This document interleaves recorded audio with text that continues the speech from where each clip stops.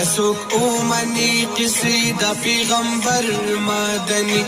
کسوک اومنی قصی دا پیغمبر مدنی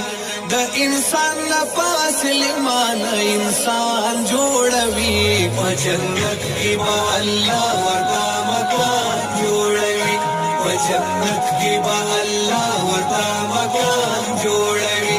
د نبی په طریقو باندې چې ځان جوړوي په جنت کې با الله ورته مکان جوړوي په جنت کې با الله ورته مکان جوړوي چاچی کړه په دنیا کې په قران وی عمل ټول احکام د الهي بیا پزانو منل ټول احکام د الهي بیا پزانو منل دوی سره